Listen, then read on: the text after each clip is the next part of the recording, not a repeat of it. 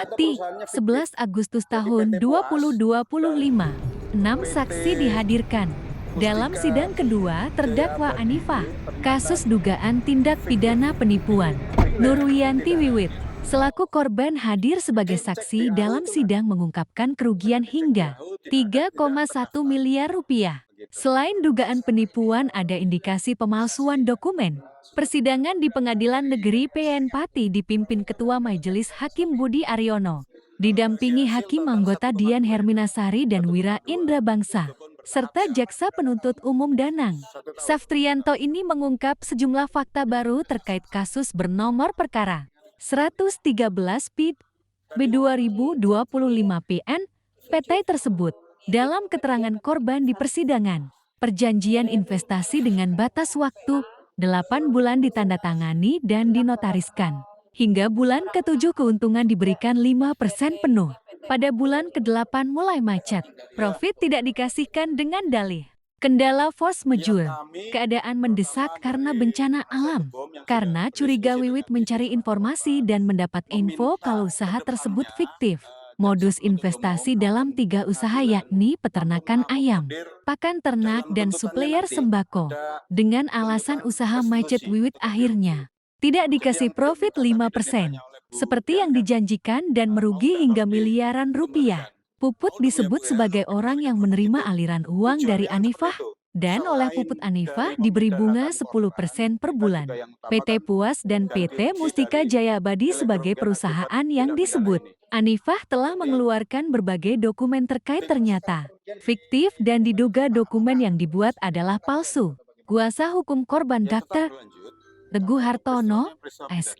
Hari usai sidang mengatakan harapannya kuat dugaan bahwa usaha yang ditawarkan terdakwa hanyalah fiktif.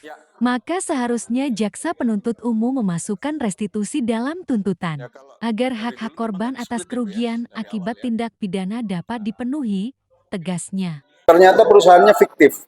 Jadi PT Puas dan PT Mustika Jaya Abadi itu ternyata fiktif. Tidak ada. Dicek di AHU itu nggak ada. Sudah dicek di AHU, tidak ada, tidak terdaftar. Begitu. Pak, selama ini Ibu yang investasi ini ya, sudah menerima berapa dari hasilnya itu? Profitnya sudah mendapatkan berapa selama ini? Kalau bagi hasil total 1,2 ya Pak. 1,2 itu pun bertahap ya. Selama berapa tahun Pak?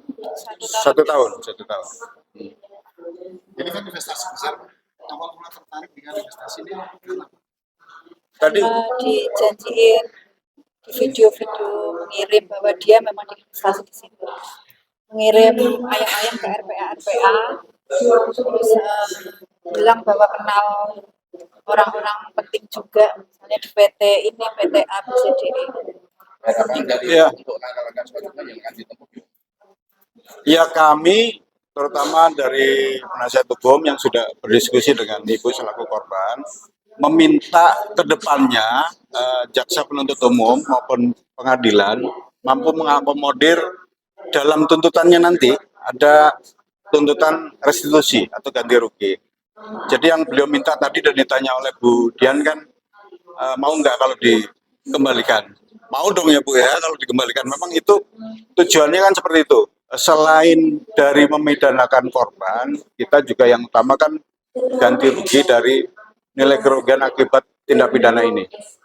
Jadi nanti kalau setelah kerugian dikembalikan Pak, apakah akan proses pidana tetap berlanjut atau bagaimana? Ya tetap berlanjut, karena itu peristiwanya peristiwa pidana. Kita memohon dalam tuntutan nanti ada tuntutan restitusi. Begitu. Bukan 3 kasus. Ya. Ya kalau dari dulu memang nggak di-split ya Bu ya, dari awal ya.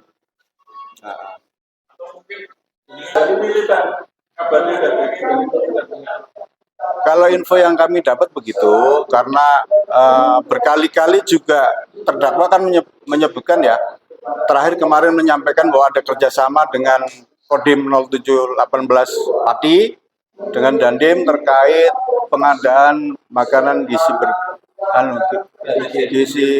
MBG ya itu. kemarin disampaikan